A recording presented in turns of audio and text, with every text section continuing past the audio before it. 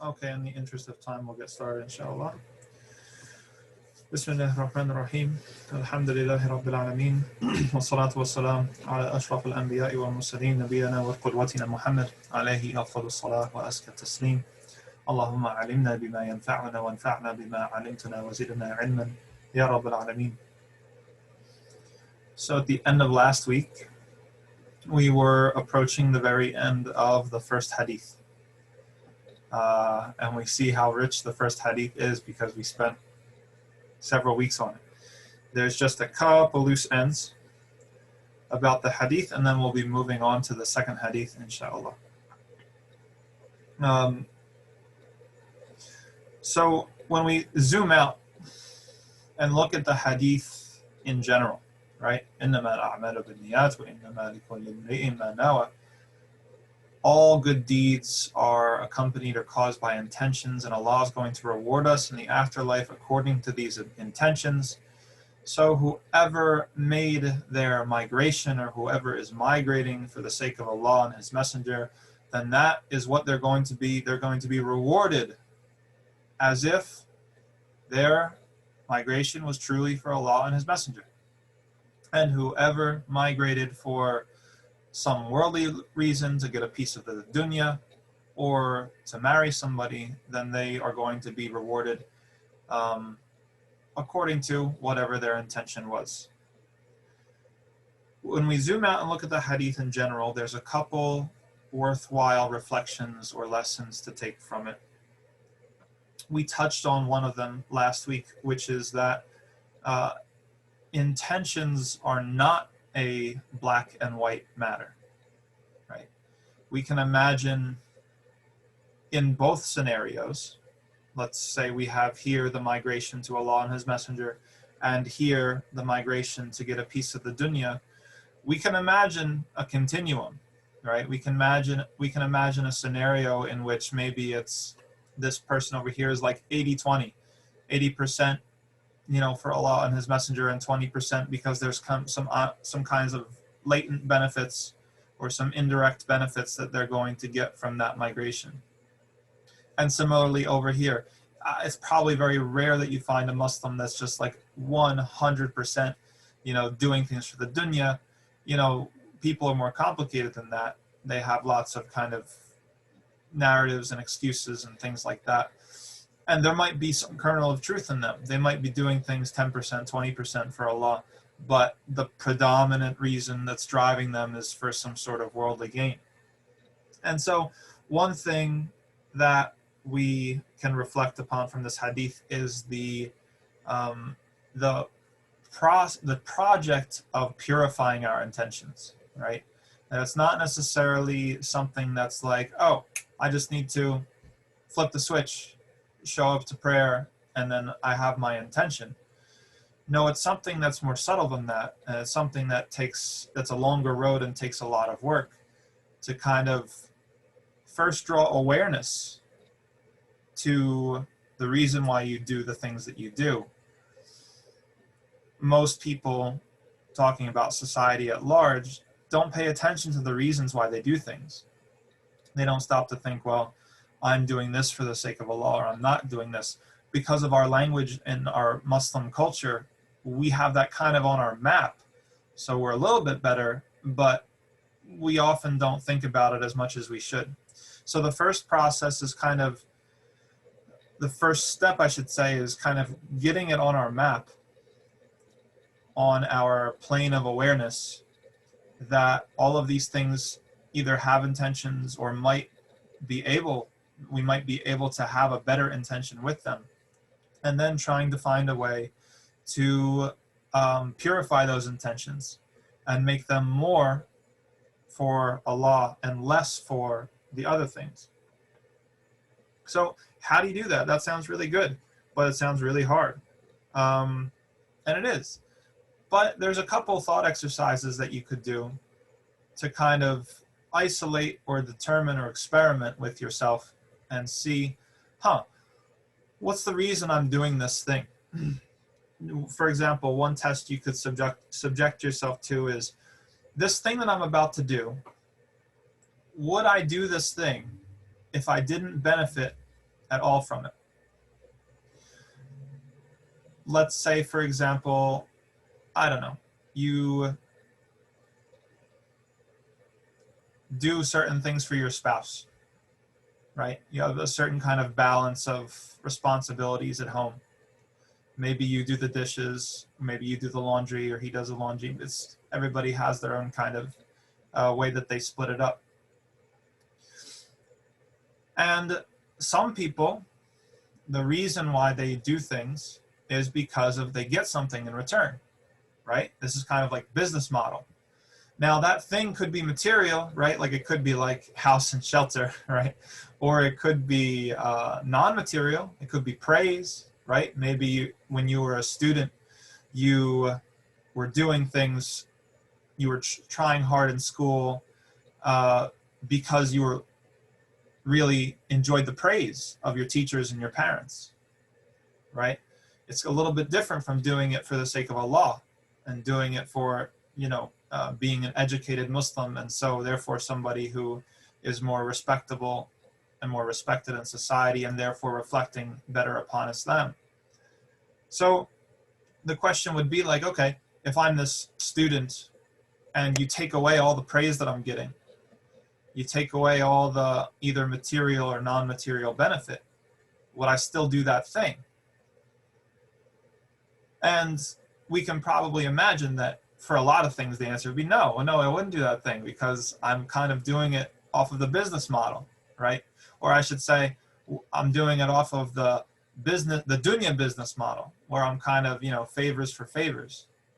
I'm not doing it off of the business with Allah model, where I'm kind of trading, if you will, my sincerity towards Allah with something that's stored up for me later, which is paradise, right? So that's one thing you can kind of ask yourself. Another thing you could do is ask yourself, this thing that I'm doing, it's related to the first, it's a little bit more specific. Would I do this thing if nobody knew about it, right? Because especially with good deeds like giving money to the poor or donating my time or volunteering or whatever, a lot of that can be very easily mixed in with intentions of getting praise or getting recognition for people. A lot of times people's involvement in the masjid, to be honest, is tied to recognition, right? We want to be recognized as this role or that role, the imam, the khatib, the whatever, director of this and the whatever of that, right? It's a fitna, right? It's a temptation. So would you do the same thing if nobody knew? All the hours that you put in for, I don't know, sitting on board meetings or organizing this event or that event, would you still do them if not only no one knew, but maybe they gave somebody else the credit, and really the credit kind of belongs to you more than it does to that other person? These are really tough questions, but they're useful. They're useful to ask yourself when you're trying to pinpoint what's going on inside of your heart and what you're really intending to do. And then the last level, which is something extremely difficult that many people, alhamdulillah, don't have to face, but it's worth asking, would I do this thing if it was actually risky to my material comfort, right? There's certain things that are like universals that everybody praises and everybody likes. Everybody in Utica is going to tell you you're doing a great job if you, volunteer some time at a soup kitchen, for example, the backpack giveaway, stuff like that. But what about the sorts of things in Islam that are either rewardable or praiseworthy, or just parts of Islam that we believe in that aren't so readily praised by outside society, right? Would we be still willing to defend those things and do those things, even if it brought us scorn, right? The hijab is one of those things. Not 100%, right? Because there's a lot of people that are, can get behind it from either a multicultural perspective or a women's empowerment perspective or stuff like that. But getting behind it from a, this is what Allah commanded me to do perspective is something that's a lot rarer, right? So like, questioning our intentions, right? Why do I wear hijab? Okay, I can say it's because it's my right, it's liberating, and these kinds of things kind of hijack the popular discourse that's going on in society, takes concepts that are already praiseworthy and flips them on their head in a way that works for us. But what if we justified it by something that was very unpopular, like obedience, right? Like, obedience isn't a very praiseworthy value in American society, right? Conformity, even worse. Submission, even worse, right? So, yeah, just things to get thinking about. If you consider those things, okay, what if I'm saying I'm doing this because it's a sign of obedience, and obedience is something that I aspire to be, like giving shelter to someone who might be escaping immigration crisis. Yeah, maybe. Yeah, that's a good example too. It's a different type of example, but it's a good example. Like, for example, what if ICE was knocking at your door, right? And you're sheltering somebody who, legally stands to be deported, right? Like that's a very good example. That's something that actually puts you in the crosshairs of the legal system, the society kind of taking something from you or punishing you or in some sort of way. That's a very good example, right? So that's like top level, top shelf stuff. So I mean, I'm talking about myself, like, you guys also don't feel bad if you're not at that level for certain things, but it's a good thing just to get in the headspace of thinking about these sorts of levels and asking ourselves why we do what we do. And then, okay, so that's one thing. And then the second main reflection from the hadith that I have is expanding our ideas of worship. And this is related to the first thing, right? We said that we want to start by bringing our level of awareness to our actions. And the first thing that we'll find is that most of our actions don't have a lot of intention behind them at all, right? What we're trying to get at here is something encapsulated in a saying of Ibn al-Qayyim, famous scholar, who said that the foolish man or the foolish woman, the foolish person, they allow their acts of worship to become habit. Whereas the wise person, they try to convert their habits into worship, right? So you have this one class of people where everything they do is kind of habitual, it's routine. Even the prayers, even the fasting, even the Ramadans, it's not really done with a ton of intention, right? There's no real kind of taking aim and saying, it's like, okay, I'm doing this for Allah and I hope for his reward in the afterlife for it. It's part of the social milieu. It's because of that's who people know you as, your Asma or your Samira, and that's always who you've been, and people know you, and so there's these kind of expectations on you, right?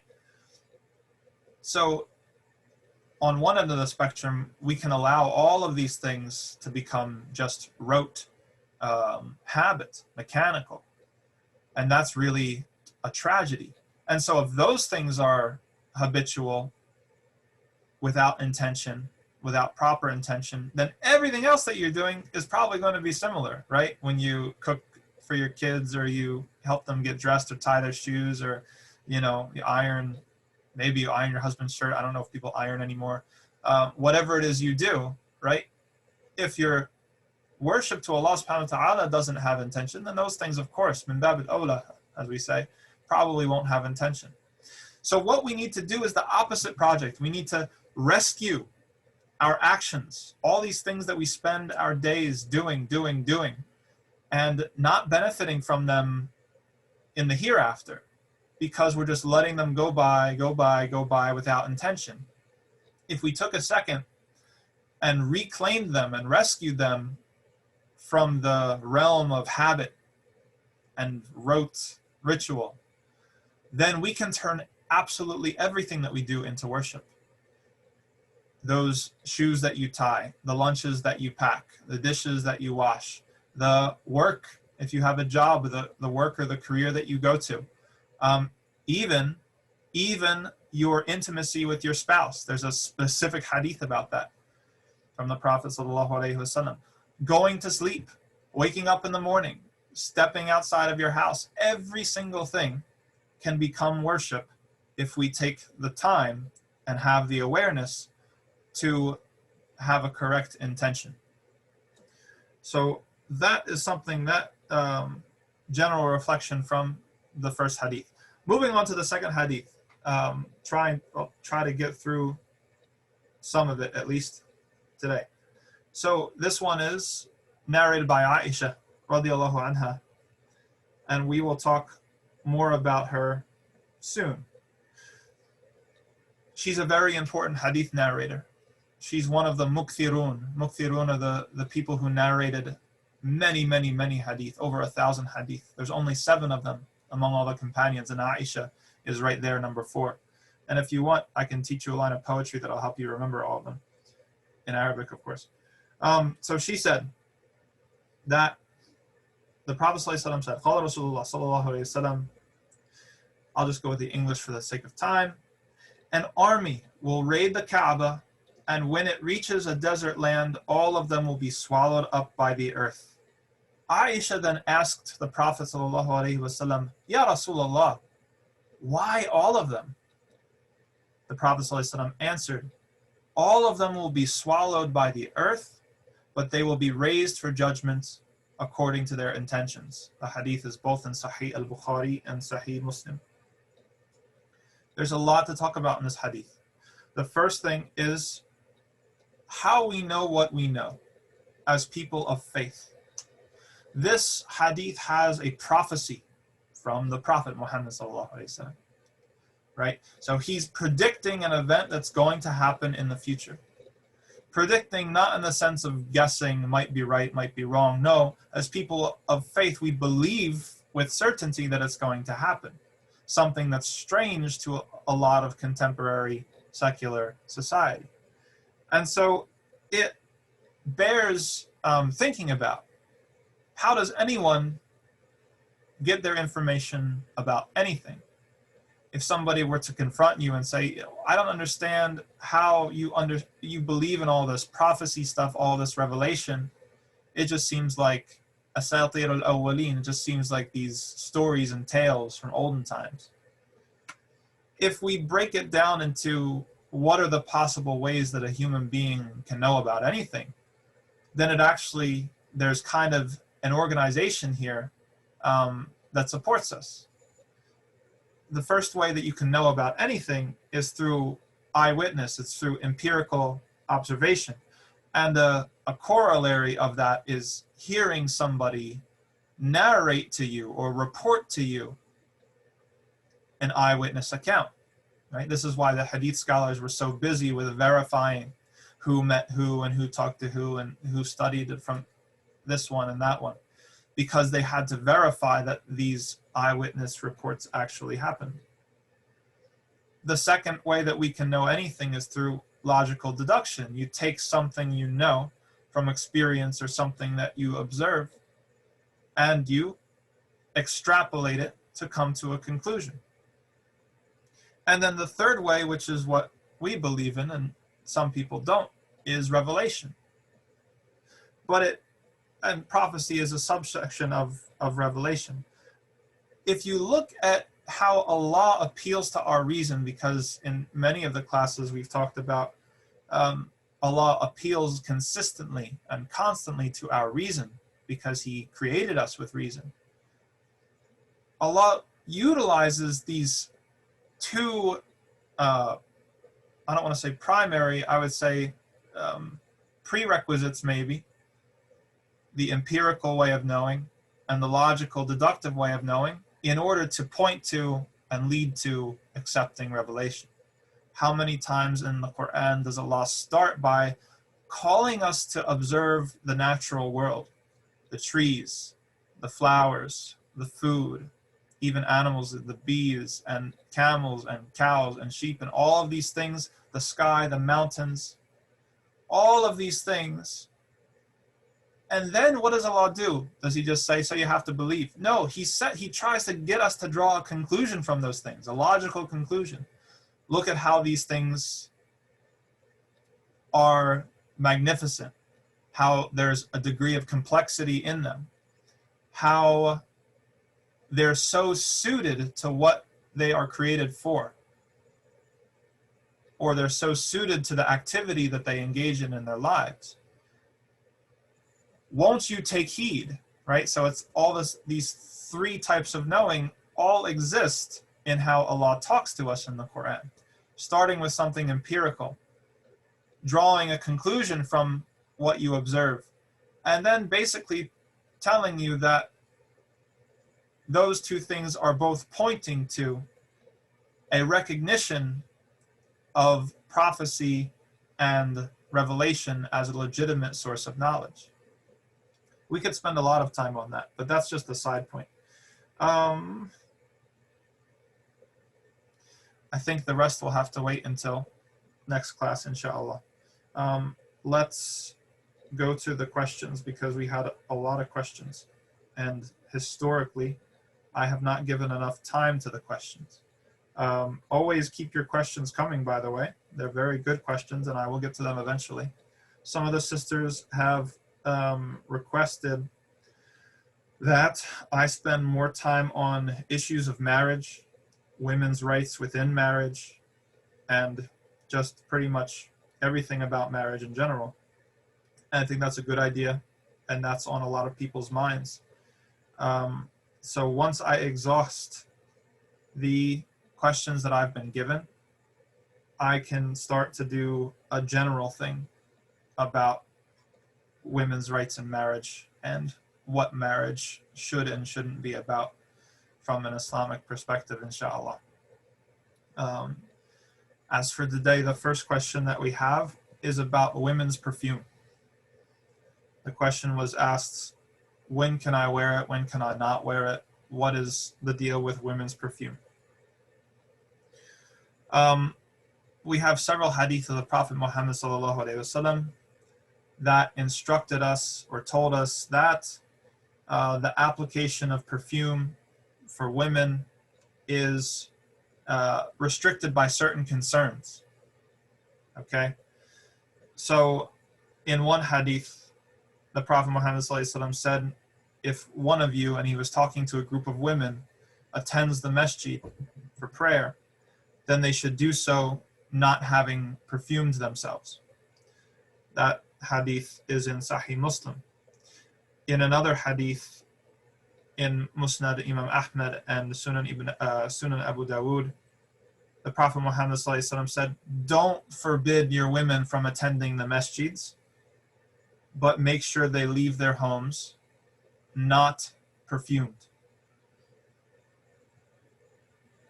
And then in a more,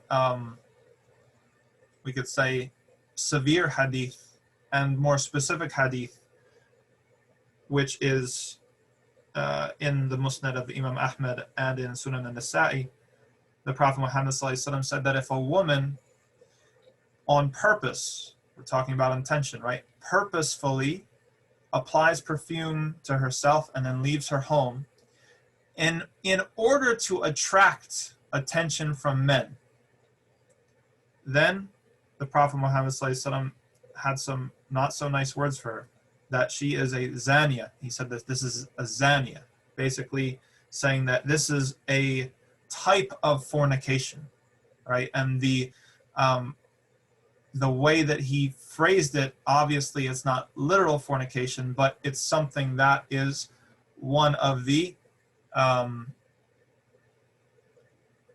that could potentially lead to that sin. As the Prophet Muhammad ﷺ said in another hadith, the fornication of the eyes is looking, and the fornication of the ears is listening, and the fornication of the, right, and so on and so forth. Right? So what are the general principles that we can derive from all of these hadith? That Islamic law concerns itself with public order, first of all, because all these things don't have to do with anything that's going on within your homes, the privacy of your own homes. And it has to do with the sanctity of marriage. Okay, the sanctity of marriage. Basically, all sexual satisfaction and all sexual attraction should be satisfied and enjoyed within the context of a responsible marriage. I should say, in the context of responsibility, period. And that responsibility is achieved by the institution of marriage. Okay? So whenever something is introduced into the society that threatens that exclusivity, okay, that threatens to bring attraction or intimacy or sexual desire outside of that relationship of responsibility and into an irresponsible context where there aren't checks and balances, where there aren't rights and responsibilities, then this is something that's dangerous not just to the individuals involved, but it's dangerous to the entire society, and so it can't happen. Okay? Now, the Prophet Muhammad ﷺ, here in the hadith that we have, he was talking specifically to women. And we can perhaps ponder two reasons why this is so. First of all, because in general, men's attraction is much more easily ignited. Okay, that's one thing. But there's another sort of situation, which is just the social dynamics of his time and place, which was that women tended to stay in their homes and not go out as much as men, right? So in our society, we have, the scales have been much more evened out.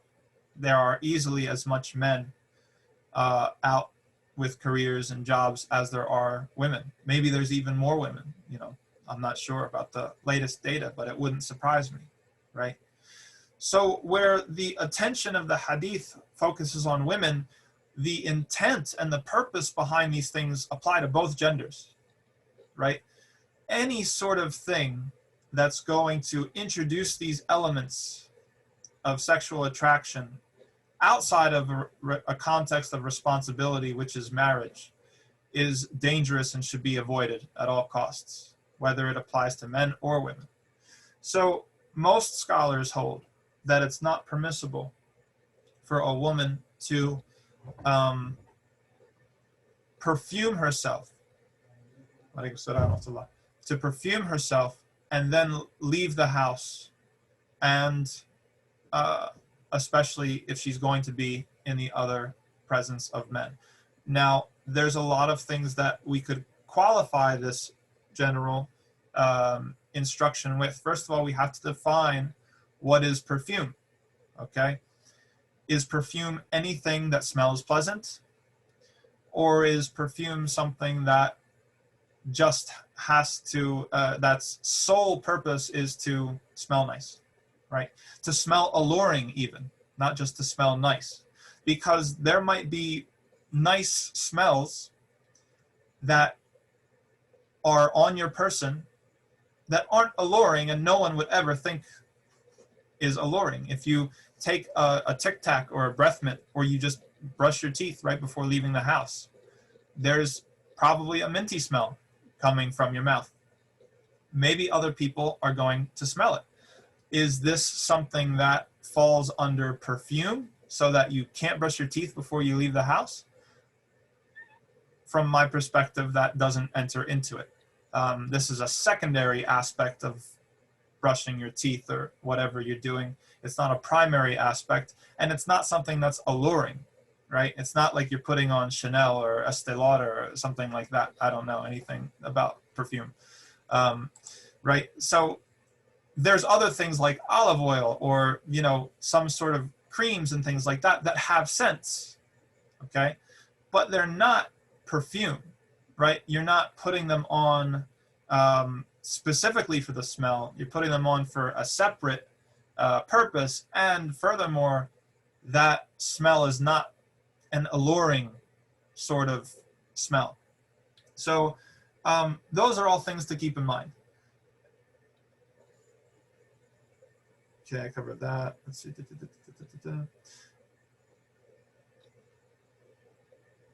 Good. It's always good to keep in mind with this issue and a lot of other issues that come up in fiqh that there's a difference between bare minimum permissibility and best practices. Just like if you go to a hospital, right? There are hospitals that are barely holding on to their like certification or passing inspection, right? And then there are hospitals that do best practices, cutting edge, all this other stuff, right? Your religious practice is no different, and many fiqh questions are no different. Sometimes we get too focused on bare permissibility, and we're not worried about what's best practice. So with this issue, there's a level of bare permissibility, and then there's best practice. The best practice would be to avoid anything, whether you're a man or a woman, that's going to allure the opposite sex to you when you're out in public. And that's what the Sharia is concerned with. The next question we have, and everybody has any follow-up questions or ideas, put it in the chat box. The next question we have is there a difference between men's prayer and women's prayer? This is a very common question, and there's two schools of thought on this issue. One, that there are no differences between men's prayer and women's prayer, and one, that there are some differences between men's prayer and women's prayer. To build up the question from the beginning, the default in Islamic law is that all commands are addressed to both men and women. The default also in Islamic law is that the commands are to be carried out in the same manner. So if Allah commands us to pay zakah, then men and women are to pay zakah in a similar way, or an exact same, in a same way. The same thing with the prayer, the same thing with fasting. Until there's some sort of evidence or qualification that gives us license to make a differentiation between the two. So when it comes to the prayer, we don't have any specific, explicit evidence to differentiate between men's prayer and women's prayer. And this is the evidence of the group of scholars that say that no, they're the same. What many scholars throughout the centuries have said is that that's true, but if you look at general principles of Islamic law, there are certain things that women can do in their prayer that serve those purposes. What they're thinking about is, for example, it is important that a woman cover herself properly. We were just talking about being alluring, right? And we were talking about the alluring scent. Well, there's also alluring visuals, right? And views. And so it's important that women avoid being alluring to men with their looks as well. And so many of the scholars said that there's a couple slight modifications that women can do in their prayer in order to cover themselves more fully, or to better serve or more fully serve those concerns about covering oneself more fully. So the scholars of that camp said that, for example, instead of raising your hands high in takbir, that you would raise them lower and closer to the body. And another example is that when you're in sujood, instead of spreading your arms way out to the side, that you would keep them closer tucked in. Similarly, your knees and your stomach, you wouldn't be elongated very much, that you would keep your knees closer to your stomach or your chest. And then finally, the way that you sit in your prayer, that you would sit on your side, which is called tawarruk. You're sitting on your hip and not on your haunches, not on the back of your legs or knees.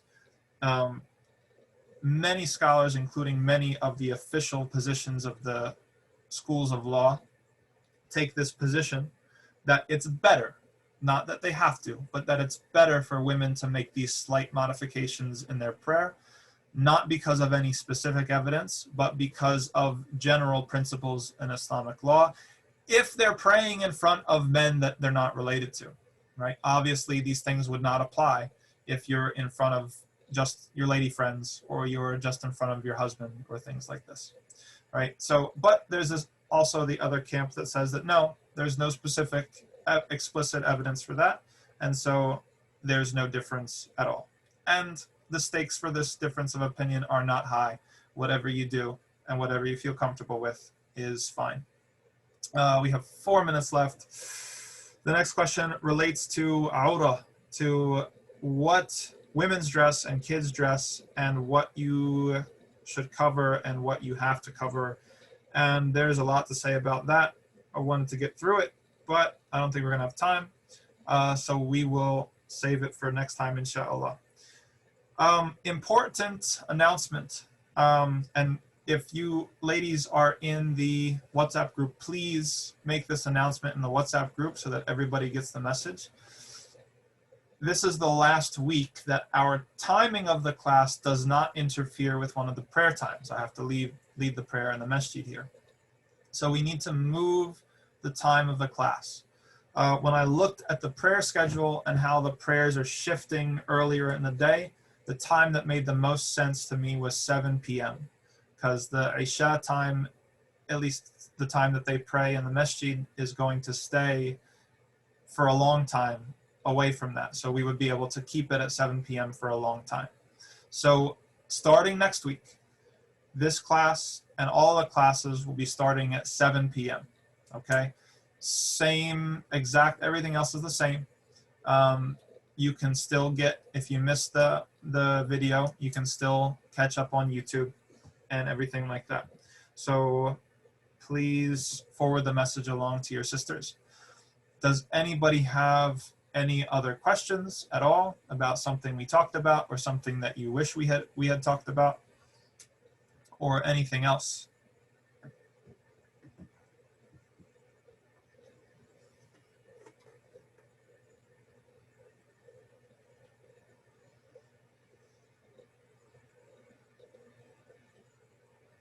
Ameen wa yakum.